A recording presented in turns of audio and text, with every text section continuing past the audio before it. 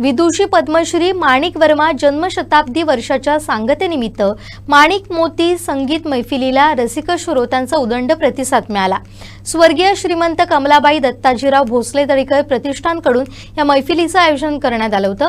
नगराध्यक्ष युवरत्नी श्रद्धाराजे भोसले यांच्या हस्ते आणि माजी नगराध्यक्ष बबन साळगावकर यांच्या प्रमुख उपस्थितीत या मैफिलीचं उद्घाटन करण्यात आलं। माणिक वर्मा यांनी गायलेल्या आणि अजरामर केलेल्या सदाबहार गीतांच्या नजराण्यानं रसिक श्रोते मंत्रमुग्ध झाले।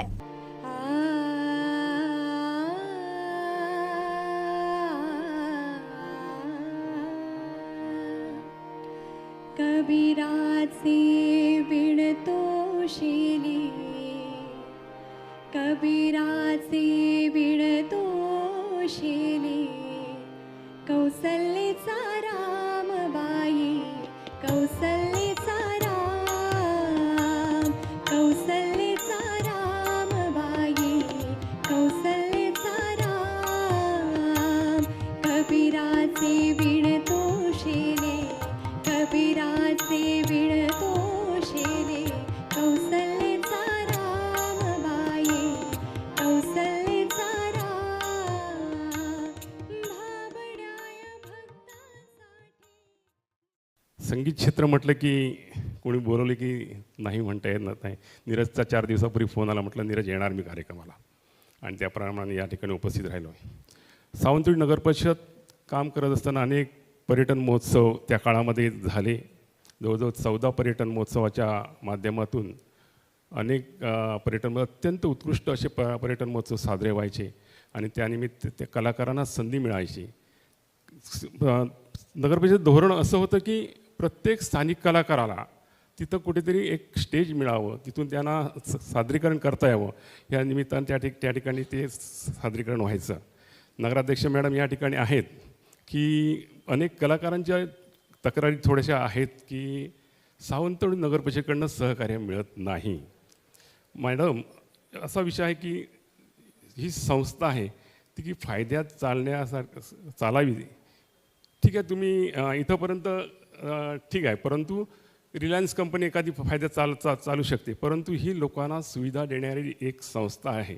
आणि या निमित्ताने मी तुम्हाला आवाहन करेन की जो सभागृह आहे बॅरिस्टर नाथपै, ह्या कलाकारांना सगळ्यांना उपस्थित करून द्यावा लागेल, कारण हे कलाकार त्या ठिकाणून घडले, ही एक सुविधा आहे आणि सुविधेतनं ह्या कलाकारांकडनं पैसे न घेता ते जॉईंटली करता येईल। सावंतवाडी नगर परिषद दुसरी संस्था असेल, दुसरी संस्था असेल, कुठची येतील ते त्यांना फ्रीमध्ये तो सभागृह उपलब्ध करून दिला तर कलाकारांना खऱ्या अर्थानं ह्या शहरामध्ये आपलं सादरीकरण करण्यासाठी प्रोत्साहन मिळेल आणि नगर परिषदेचं नाव पण त्या निमित्तानं होईल। मी तुम्हाला मागणी करतो आहे की सर्व कलाकारांचा हा प्रश्न आपण गांभीर्याने घ्यावा आणि सोडावा, एवढंच या निमित्ताने बोलतो आहे। नीरज या ठिकाणी नगराध्यक्ष आल्या आणि मुद्दाम मी याचं मान्य केलं, नगराध्यक्ष आहेत, हा प्रश्न इथं मांडता येईल या हेतूने इथं आलो आणि सर्व कलाकारांना मनापासून धन्यवाद देतो आहे आणि याच ठिकाणी थांबतो आहे। मध्ये बोलवलं त्याच्यासाठी आम्ही आभारी आहे। माझी भेट नीरजची बहुतेक 5 वर्ष अगोदर झालेली आणि तेव्हा नीरज आपण गार्डनमध्ये प्ले करत होते। तेव्हाच मी त्यांना म्हटलेलं की त्याच्यामध्ये इतकी टॅलेंट आहे, ते इतकी इझिली ते इन्स्ट्रुमेंट आणि त्यांच्या गायक त्यांच्या एक्सपर्टीज जे आहे खूप सुंदर आहे आणि आम्हाला नक्की आवडेल की आपण कोकणचे कलाकारांना ते अजून प्रोत्साहन देऊ शकू। जेव्हा की बबन साळगावकरनी ऑलरेडी म्हटलं की आम्हाला पण ते आवडेल, तर नेक्स्ट टाईम नक्की आपण एक मोठा प्रोग्राम करूया, नगरपालिका विथ युअर ऑर्गनायझेशन आणि बाकी सर्व कलाकारांना मी सांगेल की आपण आपण आमच्याशी बोला। नक्की नगरपालिका आपल्याला काय पण प्लॅटफॉर्म देऊ शकणार आम्ही नक्की देणार, कारण आम्हाला पण आवडेल की आपले कोणकोणचे कलाकारांना अजून मोठा प्लॅटफॉर्म भेटणार आणि आपण त्याच्या मार्केटिंग पण चांगल्या पद्धतीने करूया। तर keep going at what you are doing a fabulous job Neeraj, खूप खूप शुभेच्छा, धन्यवाद। प्रतिष्ठानचे नीरज, हे आपला पहिला प्रोग्राम आहे, आपण आयोजित केलेला आहे, तर अतिसुंदर आहे आणि मी फक्त हे म्हणेल की नगरपालिकाचा बॅरिस्टर नाथ हॉल तर असणारच, पण राजवाडाचे दार पण उघडे आहे. दरबार हॉलमध्ये एक टाईम करा, आम्हाला खूप आवडेल.